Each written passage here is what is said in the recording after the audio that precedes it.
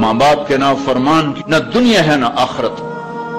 ایک صحابی ہے، یا رسول اللہ میرا باپ نا میری کمائی میں سے خرچ کرتا، مجھ سے پوچھتا ہی نہیں، اور شرعاً قانوناً اگر میری کمائی میرے باپ کی جو کمائی ہے یا زمین ہے جائیداد ہے اس سے الگ میں نے اپنی محنت سے کوئی کمائی کی ہے، وہ میری ذاتی چیز ہے، قانوناً میرے باپ کو بھی پوچھنا چاہیے کہ بیٹا یہ تمہاری چیز میں لے سکتا ہوں، یہ پیسہ میں استعمال کر سکتا ہوں، قانون یہ ہے۔ تو اس نے قانون کی بات کی کہ میرا باپ میرا مال اٹھا کے خرچ کر دیتا، مجھ سے پوچھتا ہی نہیں۔ آپ نے کہا اس کے باپ کو بلاؤ۔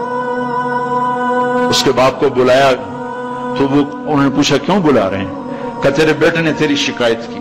تو اس کو اتنا غم لگا کہ وہ پھٹ کے مر گیا۔ اور عرب کی شاعری تو پھر پوری دنیا میں مشہور ہے، آج بھی مشہور ہے۔ تو اس نے دل ہی دل میں کوئی شعر کہے، درد بھرے دکھ بھرے، اور وہ انہی شعر کو اپنی زبان سے نہیں دل ہی دل میں کہتا کہتا دربار رسالت میں مسجد میں پہنچا تو جبریل پہلے آ چکے تھے۔ کہنے لگے یا رسول اللہ تعالیٰ فرما رہے ہیں کہ آپ اس سے کہیں کہ پہلے وہ شعر سنا جو تیری زبان سے تو ادا نہیں ہوئے تو تیرے رب نے عرشوں پہ سن لیے۔ آپ نے فرمایا بھائی تمہارا کیس سنوں گا، پہلے وہ شعر سنا جو تیری زبان سے نہیں ادا ہوئے۔ اللہ نے سنے۔ کہنے لگا یا رسول اللہ میں گواہی دیتا ہوں آپ سچے رسول ہیں، آپ کا رب بڑا طاقتور رب ہے، آپ کے رب کی قسم زبان سے ایک لفظ نہیں نکلا، دکھ بھری فریاد تھی جو دل کی دنیا میں اٹھی اور وہیں گم ہو گئی، سینے سے اٹھی اور سینے میں دفن ہو گئی، پر آپ کے رب نے عرشوں پہ سن لیا۔ آپ نے کہا اچھا سنا تو صحیح میرے بھائی۔ میں کہا جی میں نے کہا بچے جس دن تو پیدا ہوا اس دن سے ہم نے اپنے لیے جینا چھوڑ دیا، ہم نے تیرے لیے جینا شروع کیا۔ گرمی سے لڑے، سردی سے لڑے، موسموں سے لڑے، حالات کے آہنی پنجوں سے رزق نکالا، جبڑوں سے رزق نکالا، جوانی کو قربان کیا، صحت کو قربان کیا، اپنے جذبات کو سلا دیا، تیرے چہرے کی ایک مسکراہٹ دیکھنے کے لیے ساری ساری رات کام کیا، سارا سارا دن کام کیا، کبھی دھوپ میں کبھی سردی میں، کبھی گرمی سے لڑا کبھی سردی سے لڑا، کبھی موسم سے لڑا کبھی بھوک سے لڑا، تجھے کھلایا خود بھوکا رہا، تجھے پلایا خود پیاسا رہا، تجھے چھاؤں میں لٹایا خود دھوپ میں بیٹھا، تجھے سکھ پہنچایا خود دکھ جھیلا۔ میری تو زندگی پھر تیرے لیے ہوگی، میں نے اپنے لیے جینا چھوڑ دیا۔ جب کبھی تو بیمار ہوا تو ساری رات میں اور تیری ماں تیرے سرانے بیٹھ کے دھڑ دھڑ دل دھڑک رہے ہوتے تھے، کہیں مر نہ جائے، کچھ ہو نہ جائے۔ ہسپتال پہنچیں، ڈاکٹر کو بلاؤ، ٹیکسی بلاؤ، گاڑی بلاؤ، رکشہ بلاؤ، جلدی سے ہسپتال پہنچاؤ۔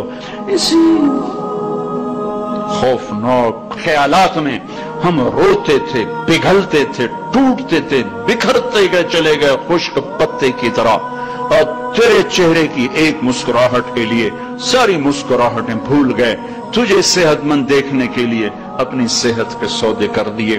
اور اس طرح ایک دن نہیں گزرا، یہ شب و روز گزرے، دن اور رات گزرے، لیل و نہار گزرے، بہار و خزاں گزری، رت بدلی، موسم بدلے، بادل اندھیری بارش آئے اور گئے، یہاں تک کہ تو پروان چڑھتا گیا، میں ڈھلتا گیا، تجھ میں جوانی میں رنگ بھرا اور بڑھاپے نے میرے سارے رنگ نوچ لیے۔